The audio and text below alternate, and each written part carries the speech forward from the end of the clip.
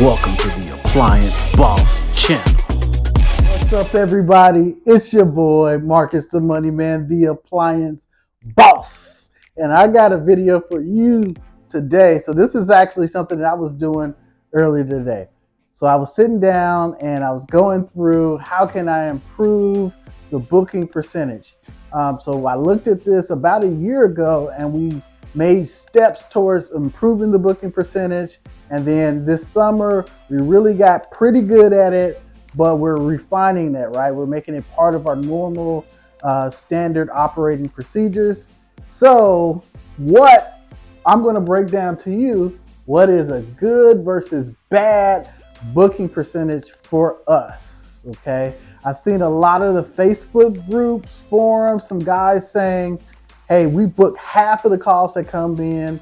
And I tell you, I look at that and I think to myself, half of the calls? It is no way in the world I would be satisfied with half calls, okay? So our goal is 73% of the calls, and we're looking to hit towards 80%.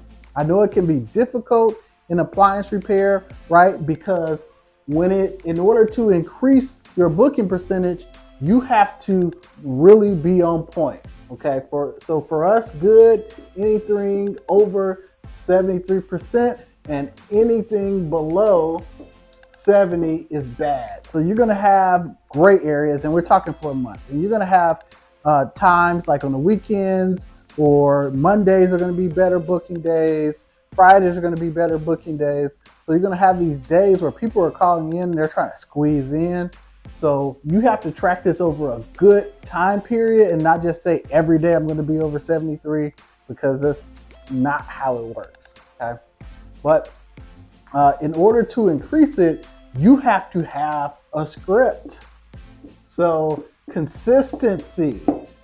By having a script, that's the only way you can help frame the conversation. So the script allows you to frame the conversation. It allows it to be repeatable and be reproduced not only by yourself, but by others. So I don't want to be answering the phone all the time.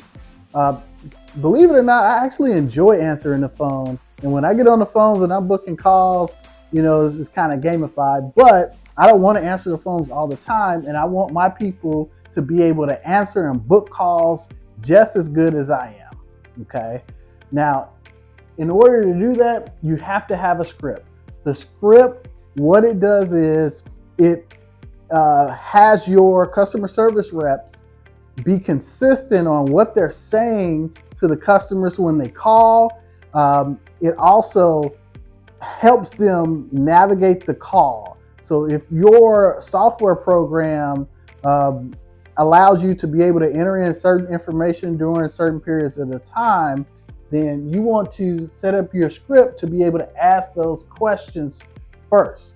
But more importantly, what's going to allow you to increase is building trust and showing authority, okay? So one of the first things that you really want to say or have your customer service say when they call in and ask, can you fix their appliance? You want to ask them, what's going on with it, okay? So now they can tell you exactly what's going on with it. And if they say, hey, it's a Samsung or LG refrigerator that's not cooling, your customer service rep can say with confidence, oh, we service the LG refrigerators all the time. We have availability today in the afternoon or tomorrow in the morning, okay? Our script becomes consistent, so that way we're building authority because we service the LG refrigerators all the time. They hear that because there's only three things that a customer wants to know is, can you fix it? When and how fast can you fix it? And then how much does it cost? And if your script touches on all of these sequences, so can you fix it? So can you fix it? Time frame, so how fast can you fix it? And then they focus on the price. How much does it cost? So if your script can tackle, can you do it, how fast you can do it, and how much is it going to cost for us to come out and do this job, then you're going to build trust, okay? Now, in addition to that, it's one thing just to have a script, but it's another thing to train someone to work and use the script, because words are just on a piece of paper. You have tonality, you have other things on how you can get them on a straight path back to scheduling the call along this time frame, because ultimately you can do all these things and not ask to book the call, which is the craziest things. It happens all the time. You can answer a question and then be silent. That's the last thing that you want to do, is to ask if somebody calls in and say, hey, my washer is not draining. Do you guys fix Samsung washers? And you say, yeah, we fix Samsung washers, and then nothing else. So you're not controlling that conversation. You're not framing the customer to push them down the line to schedule. Your next question has to be trust and then scheduling, okay? So not to ramble on about that too long, but how do you train that is important, okay? So what we use is Loom. So I do Loom video recording so they can hear my voice. They can hear me explain the script that I have written out. So you're gonna have Loom video, and then you're gonna have an actual script. Okay, so you can video walk through your script so they can hear you in the same tonality. Okay, now in addition to that, we have in our CRM, so if you want to learn more about it, go ahead, click the description. It can record voice. Okay, so we have the voice recordings, and you can select some good calls and some bad calls, and you can add that to the training as to why they're good and why they're bad, so they can hear clearly the things that you did right and the things that you did wrong during that training. Okay, so when you do that, you can record the video, have the scripts available, and have examples of what good calls are and bad calls are, and you just have to put it in some kind of training portal.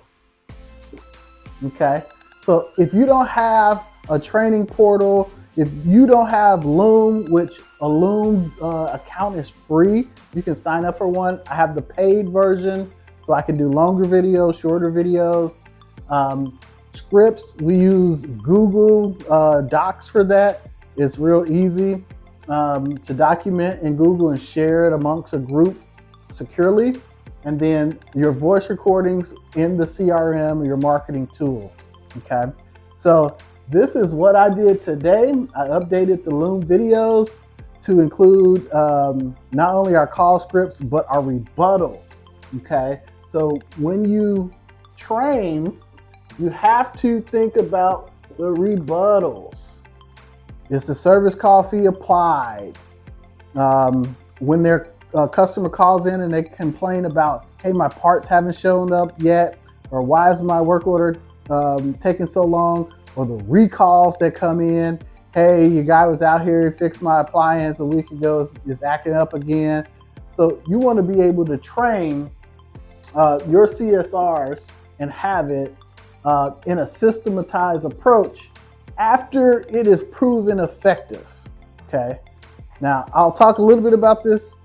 People, I guess, kind of fantasize with it or philosophize over SOP this and SOP that, and it's good to have standard operating procedures for certain things, but first you got to understand what works and what doesn't, because if you spend so much time trying to put standard operating procedures for something that doesn't work, you just wasted time and you're going to be frustrated. Okay, so with this, we've been using our call script now for a couple of months, but we're putting it into a video training, so in a short form video style instead of a long form, which it was originally recorded in, so they can have quick 30-second, minute videos to quickly review and get updated on constantly. So now it's not a matter of hey, I have to go through this 20-minute video. It could be a quick refresher. Hey, I need to work on my rebuttals for this, or work on my rebuttals for that. Okay, so that's what I've done. This will definitely get you up here, because when we started, we were at 65% overall. And we had worked on it a little bit, and I was upset with that. Okay. By increasing your booking rate, you're going to be able to book more calls, get more revenue in, and then if you're running ads, you're going to be able to save on those dollars wasted that's thrown out. Okay.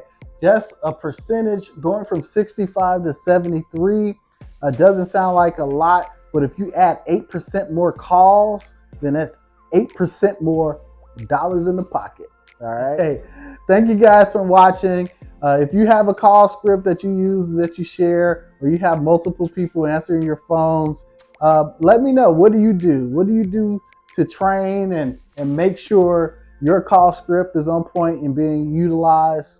So until next time, peace.